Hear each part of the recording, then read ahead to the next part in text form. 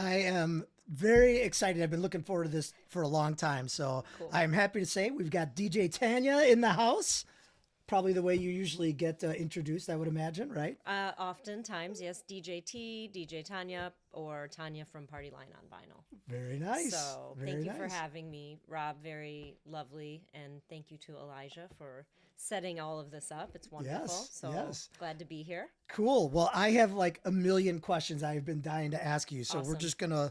we're gonna wander around a little bit and Awesome. Great. want you to take us into the world of DJing and of Okay. course the connection to vinyl. So Okay, sounds good. so- Will we do this at 33 RPMs or 45? oh, good question. You said you had a couple cups of coffee when you before you came, so maybe this will be I 33. mean, this might feel like, the disco set. Who knows? Exactly. Cool. So I want to start very early on. Okay. Just tell me just generally a little bit about your background, and then we'll move into the music section here. Yeah. Okay, sure. Sounds good. I'll start at the beginning, which is probably the best place to start.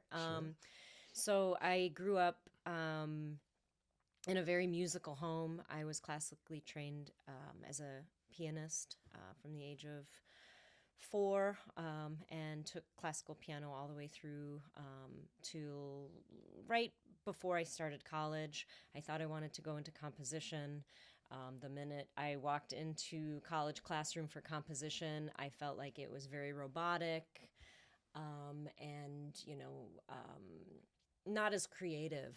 But again, growing up being around music my whole life, I got very heavy into the rave scene here in Chicago, in the early 90s.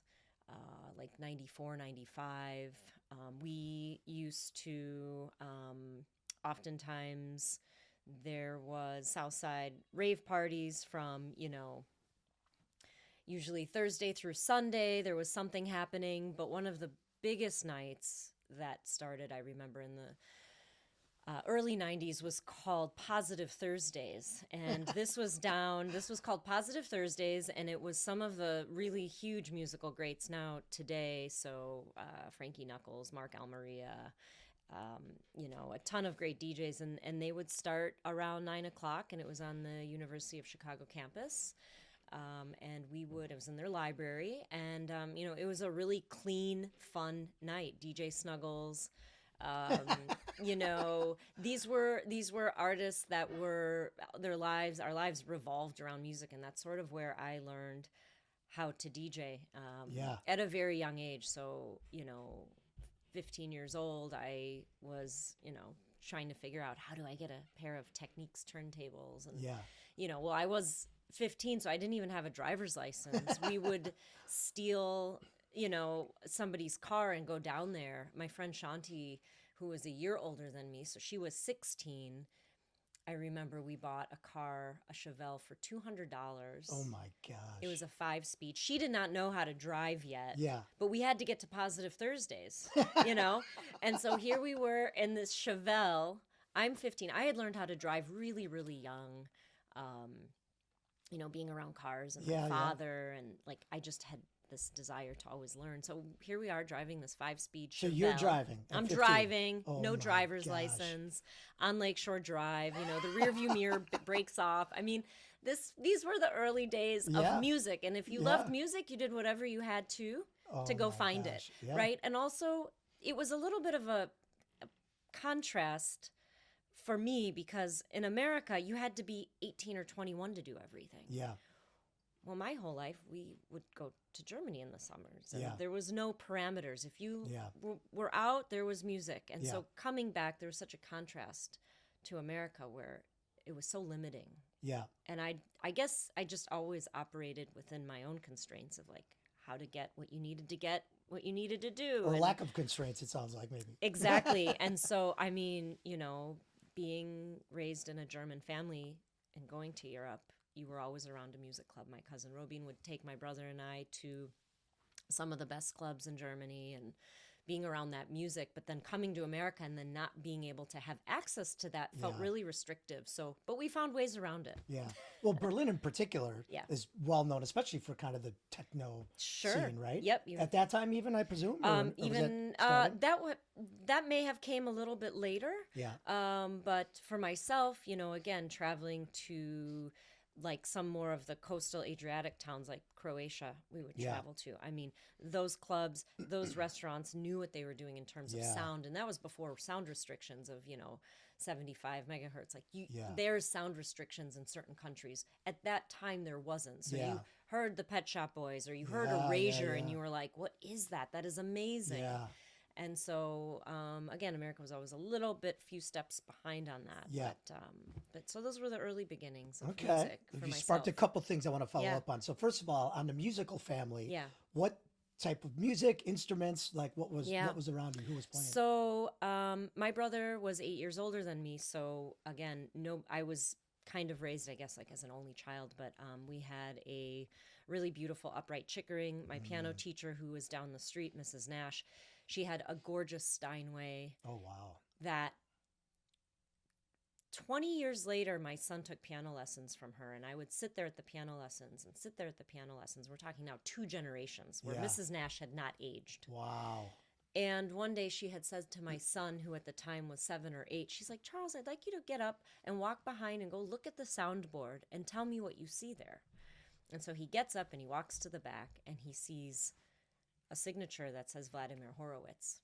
So this piano that I had taken lessons on for 20 years, and now my son, I had not known this, but it was Vladimir Horowitz's piano, which was a really big deal. Yeah. Vladimir Horowitz is sort of a very famed, iconic piano composer and musician. So again, that, and I had learned violin, played violin. My mother and her husband were not necessarily musicians. My mother played the accordion, but they were so actually. Did my mom. I think anybody that was German over the age of 40, or now over probably 80. Yeah, exactly. So my mom had played the accordion, but my mother and husband at the time, they were actually really huge into ballroom dancing and like competition for dancing and things like that. So we were always around music. I had always played. I was at the helm of. Playing the piano, and I was the one playing all the Christmas and the classicals, and family would come over for holiday parties, and so I was always sitting there, but also spent a lot of time kind of composing and just making my own music as well. Yeah. So that's very cool. That's very cool. Yeah. You actually reminded me, there's a funny story in our family that my parents, when they first got married, they traded my mom's accordion for their first car, actually. I mean, it wasn't a Chevelle or whatever it was that you were working on. Very cool. But accordion is prolific in the German culture and Austrian really culture. Is. We still have my mom's original accordion. Do you I have it in the suitcase. I have it at home. And again, I would say that because I had my son so young at 19, 20 years old, Charlie and I also do a synth duo here in Chicago occasionally. Charlie plays synthesizers. I play synthesizers, modular, all that. So I feel like together, again, we're close in age. We're 20 years apart, my son and I. Yeah. So as a family, they always say like people who are in families have a certain vocal range that sort of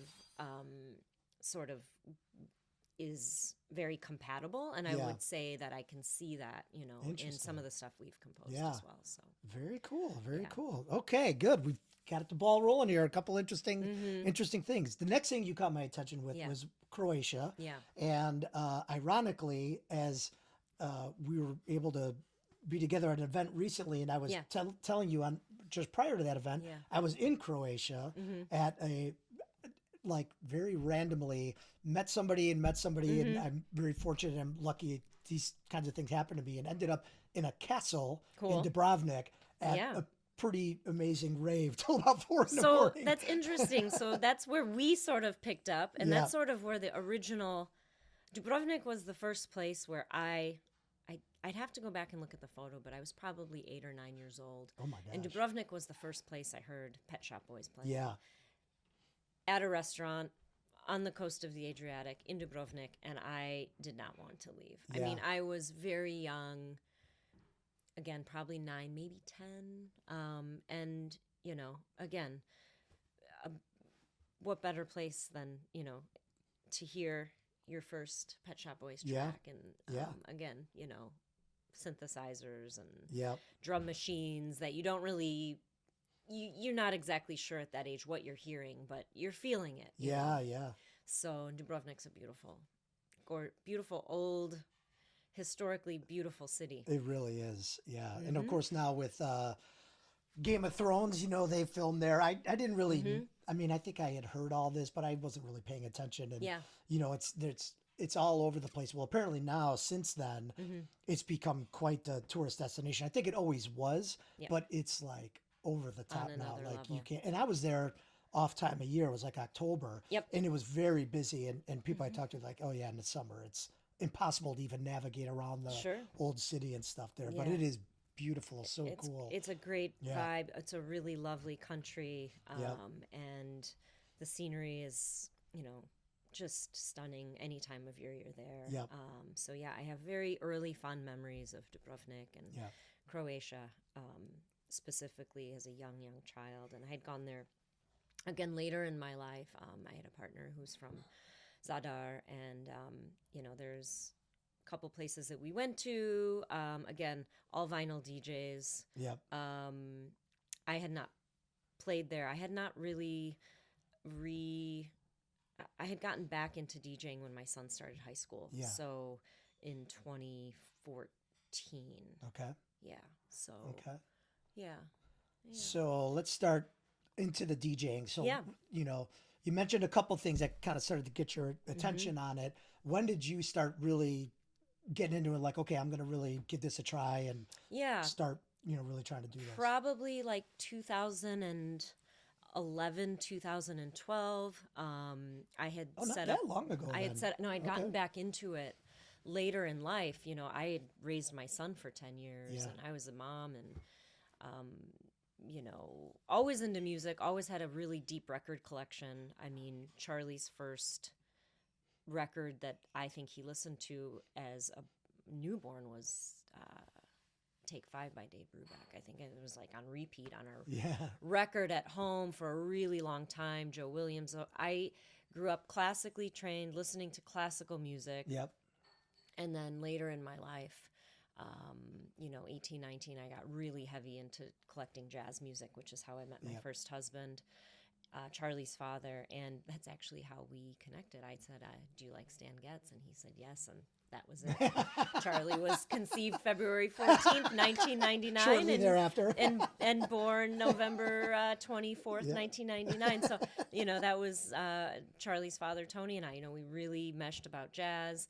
I had gotten really heavy into collecting jazz music, saw Dave Brubeck several times, interviewed him, met with him, had him sign some records. Wow. Met him before he passed away, which was really iconic. I met him once when I was pregnant at the Copernicus Center on Lawrence. Oh, yeah. May 3rd. The Polish center in the community. May 3rd, 1999. So back to Copernicus Center. Yeah, saw Dave Brubeck May 3rd, 1999. It was a gift, from Charlie's father. We were going to a surprise concert. Dave was one of my absolute favorites. Again, as a piano player myself, I absolutely fell in love with him. His 6/8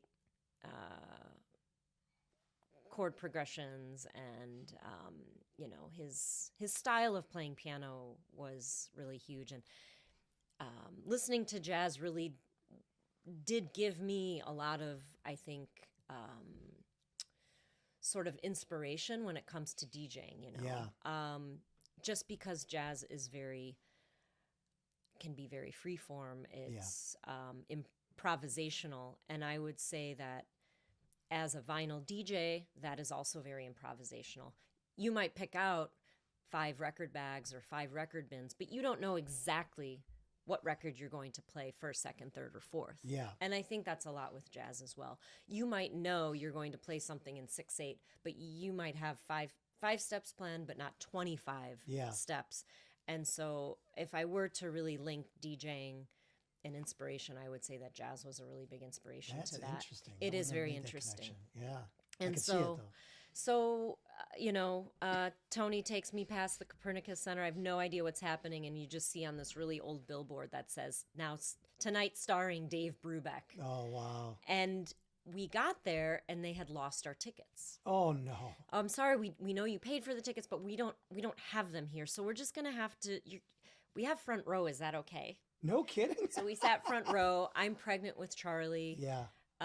It's May, and I'm 19 years old. Wow. And yeah, it's crazy. And so we waited for the show to end, and I said we gotta go see Dave Brubeck. And so we waited for the crowd to clear out, and then we hopped in the elevator to go to the green room, and there he was with Lola, his wife, and we walked in and we had records, and we were able to speak to them, talk to them, hang out. They signed our records. Wow.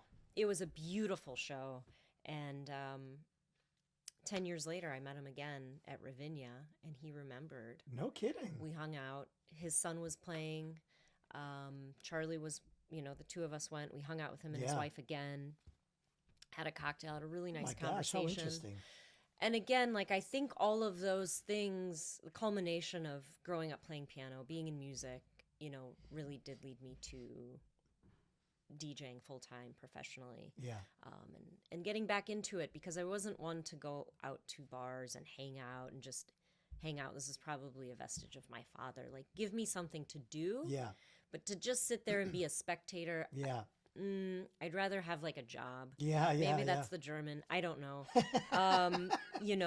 But when Charlie started high school, I thought, he's going away on exchange. I need to do something. So I had been requested to DJ this all-women event, which is where I met my now DJ partner, Jamie Hayes. It was called Lift Up Lift, and it was an event for women vendors, and at the time I was manufacturing beard oil for men. This was before beard oil became beard oil. I did not expect to go on that journey on this Here we are. Okay. Here we are. I manufactured a beard oil for a long time. Of course you did. Because I worked at Murs Apothecary, and I saw there was this men's grooming had grown exponentially, right? Yeah. And beards were big. Yeah. Buns were really big too. They're Yeah, still I know. big. They're still big. So I started manufacturing. I got really heavy into distillation and extraction of fragrances, and I manufactured German beard oil. I was invited to this women's sort of market down on Randolph Street, and it was huge, and they also needed a DJ. They didn't have any idea on how to set up turntables, and I said, I'm happy to do it. Yeah. So it was myself, Megan Brozanich, who goes here in Chicago as DJ Gloria Vanderbilt, and then Jamie Hayes, who is originally from St. Louis, worked at Reckless Records, and the three of us DJ'd. And there I am DJing vinyl. Nobody had the turntables weren't set up. I mean, it was a total shit show cluster. And I had brought everything, so here I was. Again, I think of my dad. It's somebody who just brings everything. So I brought the turntables, the mixers, all the things, setting everything up. 6 record crates of records. Gosh, yeah. This was no thumb drive. This was all vinyl. Yeah. And it was winter. So managing Randolph Street with all this gear is, So we get everything loaded, get everything up, and I start DJing, and I had some Juan McLean album. And I don't know if you all know who Juan McLean is. I don't. So Juan McLean is known as the Juan McLean, but is known as the Juan McLean. And the reason he's known as the Juan McLean was that was the name that James Murphy from LCD Sound System gave him. Okay. And prior to this DJ set, I was in a relationship with Juan McLean for a while. We were partners. Okay. Lived on the East Coast. I lived here in Chicago. And he too added a really big sort of influence to me becoming a DJ. Juan McLean helped formulate LCD Sound System. Wow. He is he's on the DFA record label. But John started out as Six Finger Satellite. They were a really heavy rock band in the 70s, 80s. Six Finger Satellite. And the reason why DFA is called DFA is because of James Murphy. DFA is Death from Above. Okay. And DFA was the name given to James Murphy because James was John's sound guy before LCD Sound System was LCD. And DFA was written, they would tour, they would go on shows and do all this stuff. And again, this is a really deep dive musical bit, but James Murphy was known as DFA because as a sound guy, everything was really fucking loud. So James had given John this name of the Juan McLean. Many years later, when he formulated and started DFA, he had said to John, hey, I'm starting a record label. I think you should get back into making music. John had taken a hiatus from music from Six Finger Satellite. He had gone through drug rehab and became a teacher, got married, had 2 children,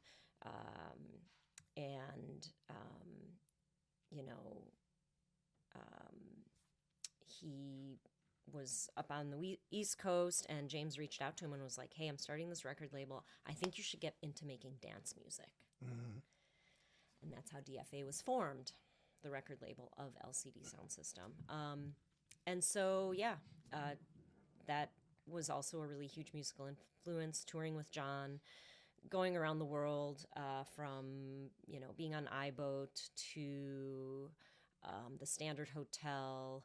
I'm trying to think, again, that part of my life was very fast-lived, but, being there around musicians, again, Shit Robot is Marcus Lampkin. He was also on the DFA label. Marcus Lampkin is also a musician and is a fantastic DJ. If you ever get a chance to see him, so he's a record producer. And again, part of these artists from who formed and gave DFA the DFA sound was all sort of at the hand of James Murphy and, this very New York style vibe. And DFA Studios, visiting there was sort of like visiting the Starship Enterprise, right? You have like 4 stories of, you don't really know what you're walking into, but the very first floor, I think they're on Fifth Avenue, but at the time in 2010, 11, when I had visited, I thought, wow, that was the first time I really saw a full-on studio of every synthesizer you could have imagined. Yeah. So anything from Robert Moog to, the Rhodes to, just the Jupiter 8 and all of this stuff, and just being able to be around that and absorb all of that, I think also had a really large influence on my music selection as well. Yeah. And again, watching somebody do something night after night after night, that's really incredible because you don't get to have a bad night. Yeah. You're on. Yeah. You're performing. Sometimes it's to a really empty room. Sometimes it's, you never really know what you're going to get. But again, watching that and being and living in that world did influence, I think, a lot of, he taught me and my son literally how to beat match. Yeah, yeah. Like truly. Yeah. So I want to ask you about, you've mentioned a couple times specifically vinyl DJ. Yep. So tell me a little bit about the difference between like just your side of the experience of being a vinyl DJ versus digital. Yep. And, sounds to me like you probably have a preference one or the other, but like what is the difference in experience like for you? And would you say, is there a difference in experience for the audience as well? Yeah, that's a great question. So I DJ both digitally now and vinyl, and personally, I will always prefer vinyl. Yeah. The format is, for me, a lot of my musical association is based on, feeling and touching. Yeah, very tactical, right? So like, and if you go through my records, a lot of times they're not in the right sleeve because you're DJing and you're kind of like, moving at it really fast. Now, if something is in the wrong sleeve, I know that immediately based on muscle memory and just because that's your space. Now, being a thumb drive DJ, right? My my partner Jamie has often said to me, she'll be like, it's almost like you, when I'm doing that, there's a handicap. I will hear a song somewhere, but I only know it by association of the vinyl. I will hear something and I'll be like, wait, what is that? I don't know the name of it. Yep. I know the name of it by looking at it. Yeah. So there's a little bit of a learning curve, but my experience for vinyl is that you give a much more intimate, again, improvisational, surprising, nuanced set. Yep. And you're creating a much different vibe. And there's some surprises. Yeah.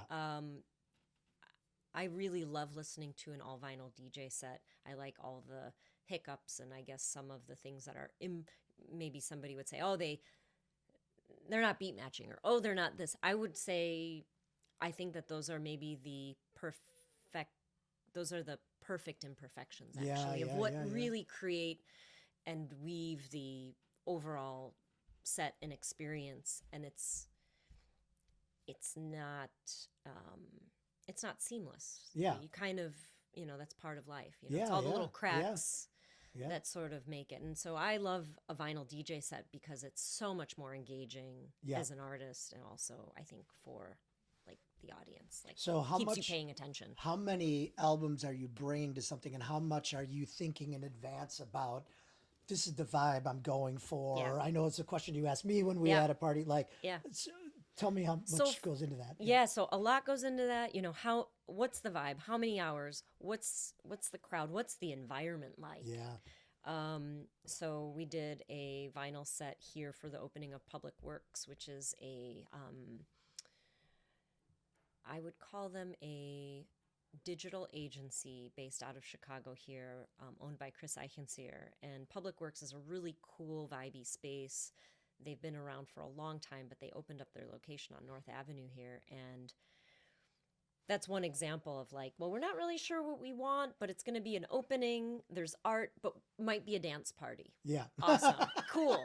I like that. I'll figure it out. I like that. Yeah, I like that. Because you have a beginning, middle, and an end, right? You have your opening stuff. And so for that, to answer your question, I probably bring, and I've been known to, and I've been laughed at many times by, Kevin Stacy, who used to run Danny's here in Chicago on Dickens.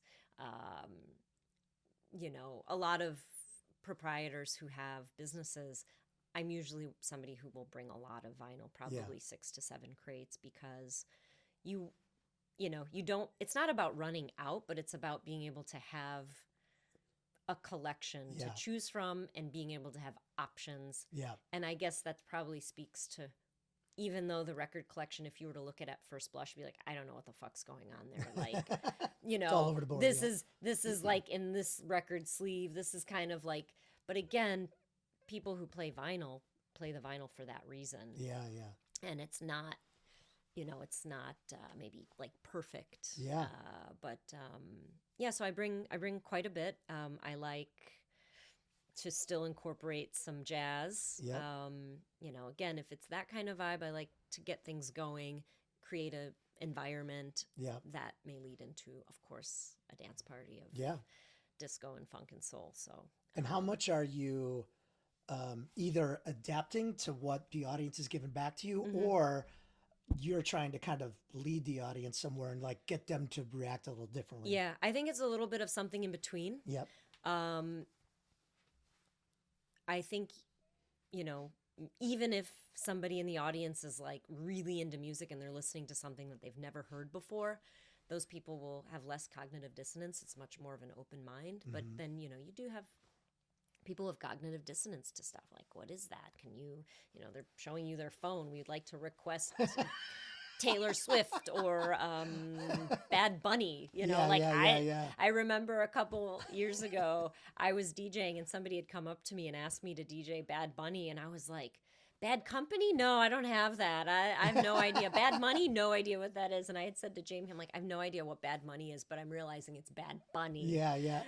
So again, like, you are putting out energy. Yeah.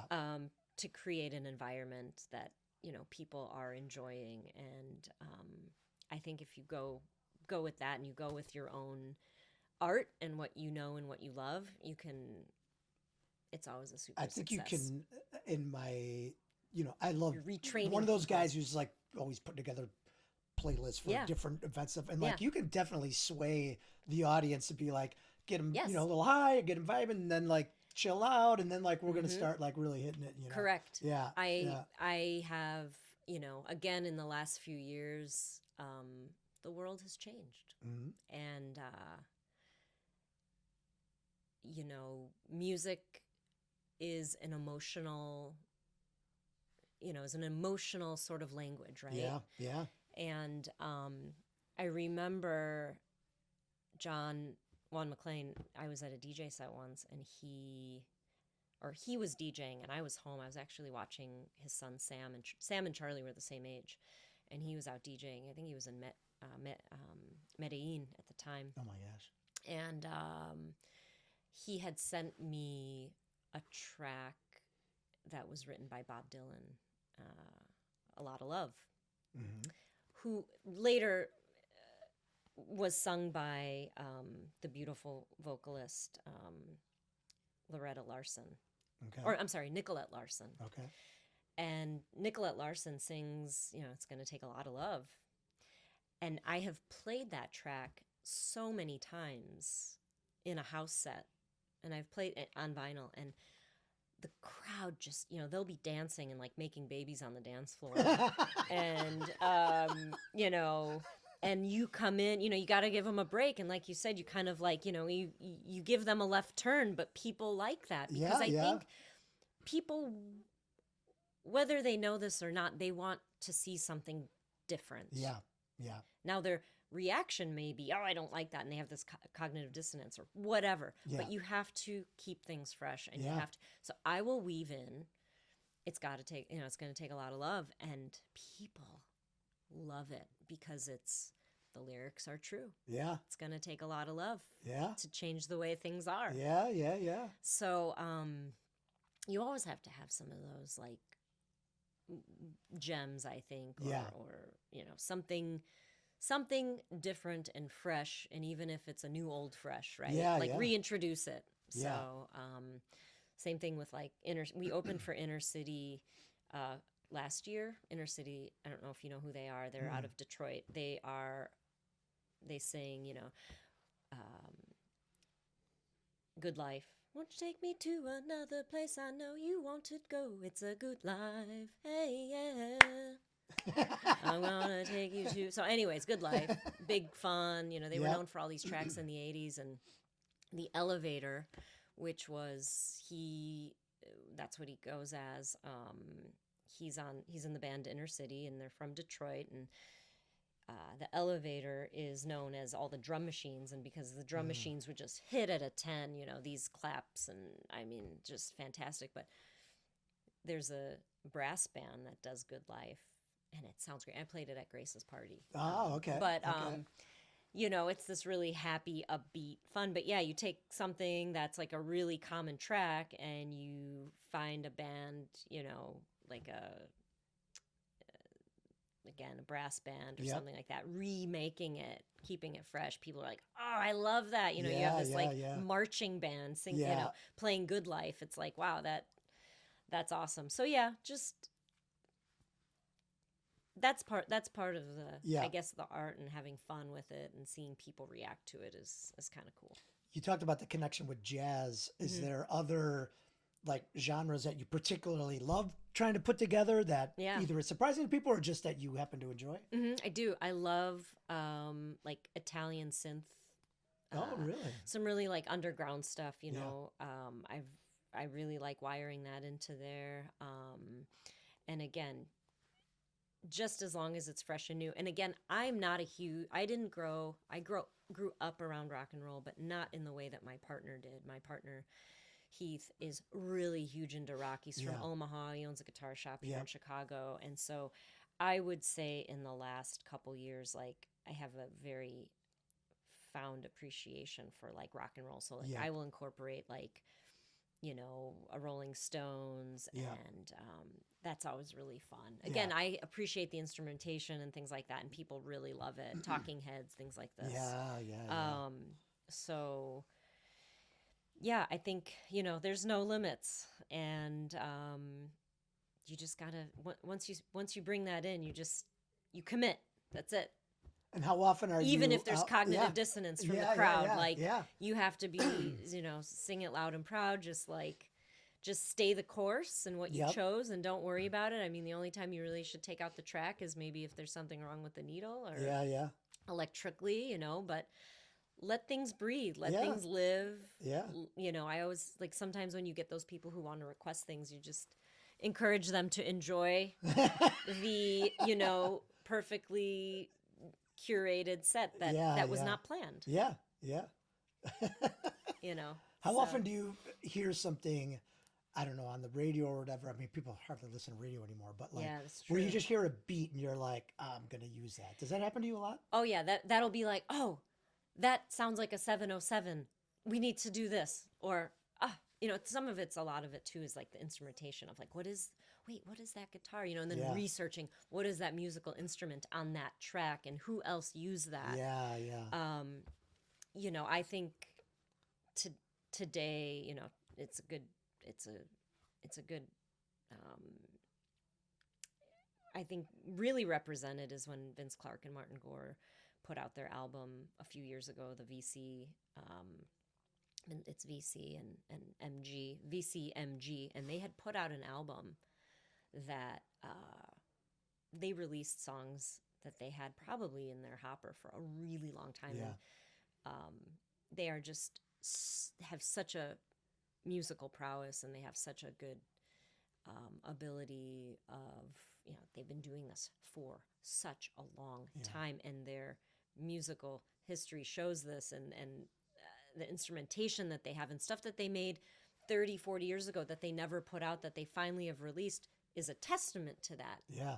It hasn't really, yes, it's changed and stuff, but you hear some of their old stuff and you're like, wow, but this sounds new. Yeah. Right? Yeah. So, yeah, you hear something and you're like, wow, is this new? Is this old? What is this? This is a, Rhodes, Floating Points, again, another one of my favorite artists.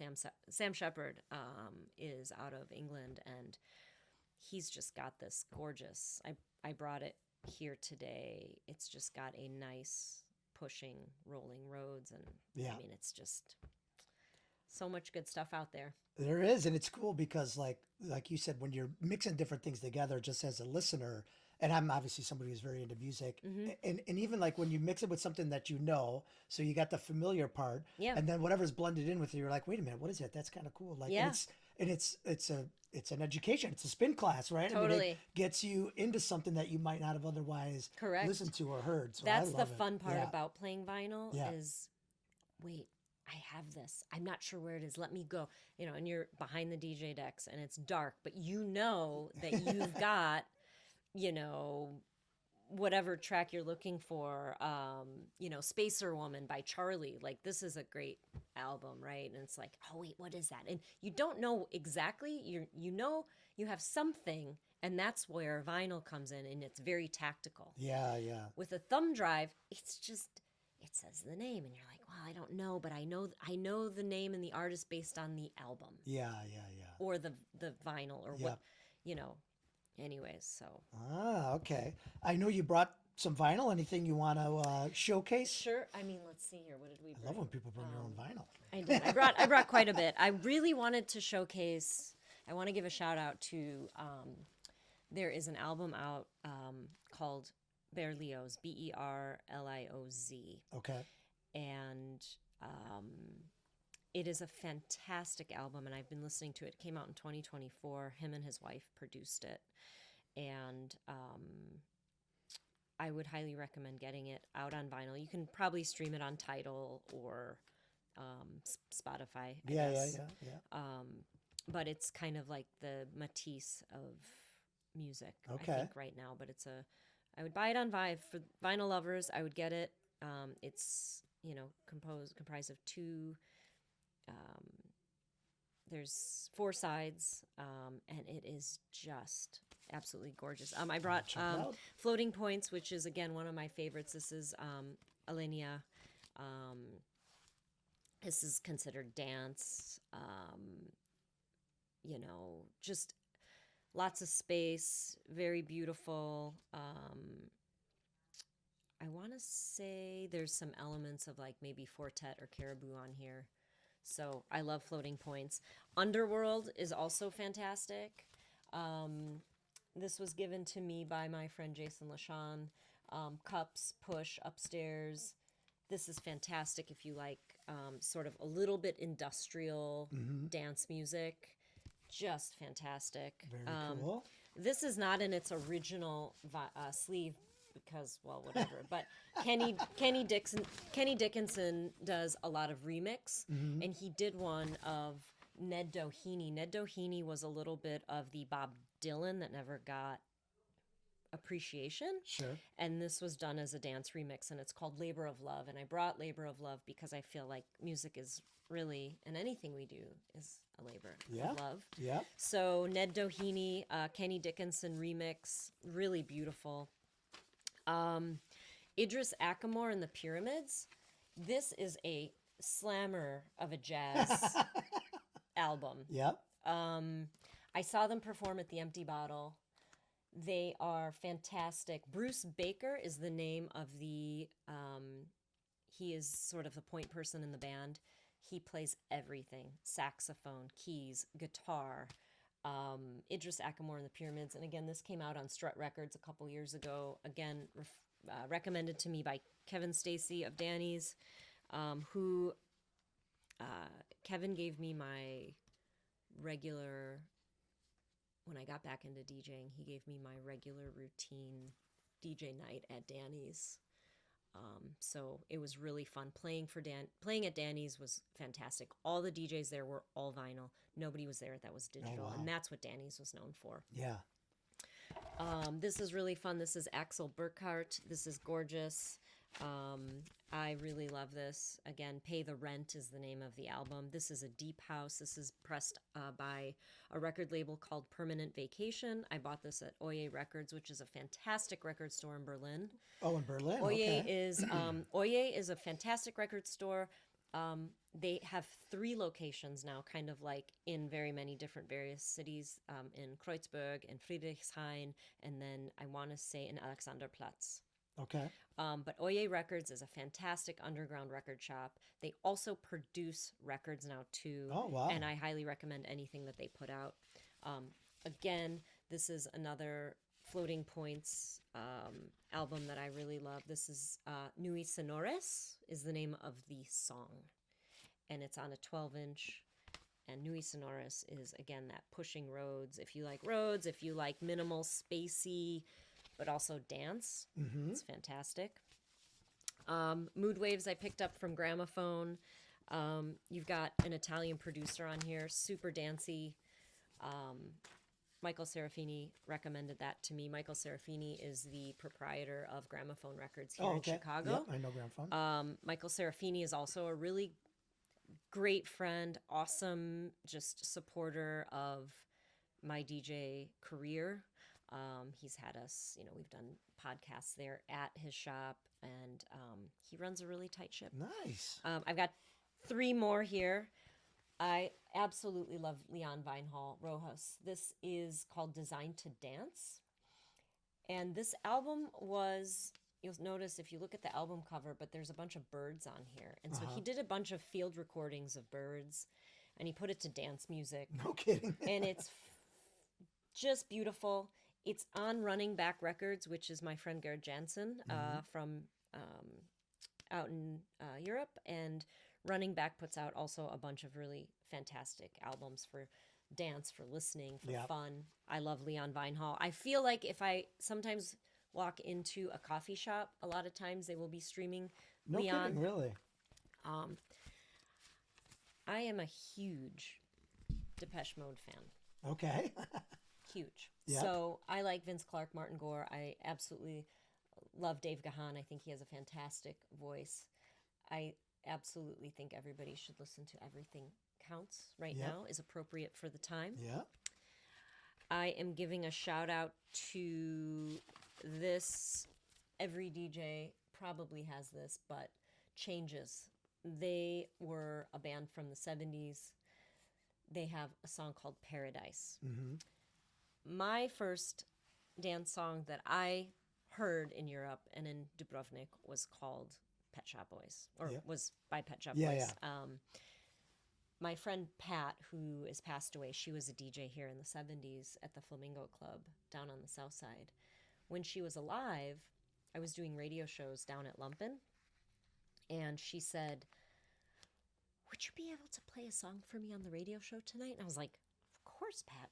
What do you want to hear? And she goes, I want to hear Paradise by Changes, and I have it, and I'll bring it up to you. Now, she was my landlord at the time. Yeah.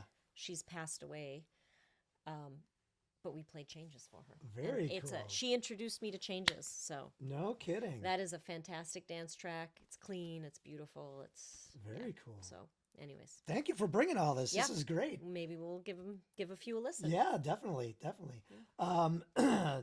So this is fantastic. I have maybe two more questions and then the big question at the end. Yeah. So first question is, what would you say is like the most exotic place where you've played?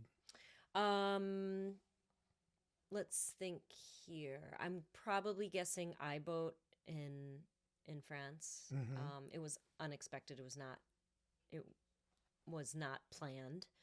And then the other exotic place was my partner and I were in Puerto Rico, and I ended up DJing at one of their clubs there. That was really fun. Nice. And so those two places were both, I guess, exotic in the sense that it was impromptu, right? Yeah. But also opening up for Hot Chip, and again, but that was not. I don't want to say Chicago's not exotic, but Smart Bar is like one of the places, if you want to play house music, they have a sound system there. It sounds fantastic. So again, opening up for Hot Chip was really a pleasure. And that was an all vinyl set. And it, in my opinion, was not like horrible, but I was like, super... not embarrassed, but I was like really intimidated to open up for Joe Goddard and Alexis Taylor. They're fantastic musicians. Again, also just wonderful musicians and DJs. Yep. So it's like a little intimidating opening for this caliber of person. Iconic. You're right. Kind of like, opening for Inner City was really funny too, Yeah. Opening for Inner City, and then all of a sudden you're like, wait, the band Inner City, like this is huge. Yeah, I hadn't really registered. So. Yeah. And then to give you a little plug, some of the places you play regularly around Chicago? Sure. So we do the Giant Penny Whistle, which is in Pilsen, and I've kept that gig running. We do that monthly, and it's a very inclusive night, and that's the third Saturday of every month in Pilsen at the Giant Penny Whistle. It has a really long history. The Giant Penny Whistle, there was a moratorium in place for a really long time. They weren't allowed to sell alcohol. So before we DJ'd there, Lori Lightfoot had pushed and allowed the business to sell alcohol there after. So we started our set there regularly, like a regular party line on vinyl month or night there, the third Saturday of every month, and that's fantastic. Other places you can find me are Charleston. I've done Soho House, Beatnik, but right now I don't have like a set schedule in play, which I'm kind of keeping loose and open. Yeah, I will possibly be doing a monthly Sunday night protest, I like to call it, for those who have to go to work on Monday at Simon's here in Andersonville. Okay. I've DJ'd a few sets there. It's really fun. It's a great neighborhood. It's Andersonville. Yeah. We love Pete, who bartends there, and so I might stay tuned. We'll see. Okay. I might do a regular, like I said, Monday night protest, or Sunday night protest for Monday workers. Yep. All vinyl set from 9 to midnight. So that'll be really fun. Okay. And so stay tuned. All right. I like it. Yeah. And so one of the things I'm doing at the end of each of these episodes is putting out a little challenge here to see who we can get from the universe coming out here. Okay. So if there is somebody that you would love to see alive at the time of this recording, preferably, Okay. Yeah. that you'd like to see on Spin Class? Who would you suggest? Oh gosh, that's really hard. I